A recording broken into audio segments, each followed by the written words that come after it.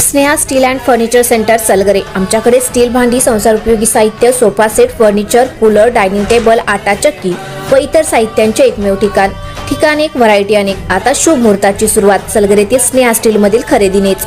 वाजवी दर, सजवा फर्निचरने तुमचे घर। सर्व साहित्यावर बजाज फायनान्सची खास सोय उपलब्ध। स्टील भांड्यांना 5 वर्षे गॅरंटी, तर फर्निचर साहित्यास किडवाळीपासून लाईफ टाइम वॉरंटी। खात्रीशीर खरेदीसाठी मिरज पूर्व भागातील एकमेव ठिकाण Sneha steel and furniture centre Salgare. आमचा पत्ता रवींद्र वस्त्रनिकेतन शेजारी सलगरे। संपर्क 90 96 25 91 38। प्रत्येक बातमीतील घटनेच्या वास्तविकतेची तुलना थेट पाहत रहा चांगली अपडेट। अपघातातील जखमी महिलेचे निधन। आष्ट्यात झाला होता अपघात, पतीसह 2 मुलांचाही मृत्यू। अपघातात जखमी झालेला हसीना अशफाक पटेल, वय वर्ष 35, राहणार कुंडलवाडी, तालुका वाळवा यांचे मिरज शासकीय रुग्णालयात रविवार दिनांक 30 मार्च रोजी सकाळी उपचारादरम्यान मृत्यू झाला। बुधवार 26 मार्च रोजी ईदचे साहित्य खरेदी करून गावी परतणाऱ्या कुंडलवाडी तालुका वाळवा येथील पटेल कुटुंबियावर काळाने घाला घातला होता।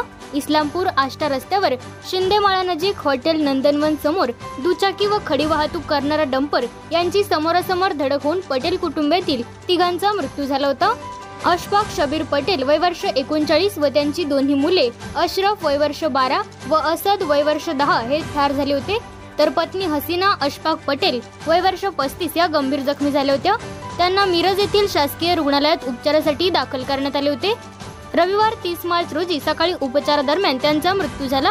Hero Honda Splendor plus motorcycle क्रमांक MH10 BD 2819 वरून अशफाक पटेल, पत्नी हसीना, मुलगा अशरफ व असद हे मिरज येथून ईदचे साहित्य खरेदी करून इस्लामपूरच्या दिशेने चालले होते।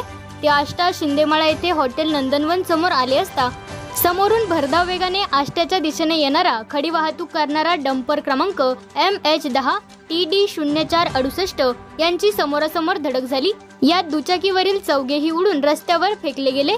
चौघांच्याही डोक्यात जोरात मार लागल्याने अशफाक पटेल, त्यांचा मुलगा अशरफ व असद हे जागीच ठार झाले होते, तर अशफाक यांच्या पत्नी हसीना गंभीर जखमी झाल्या होत्या।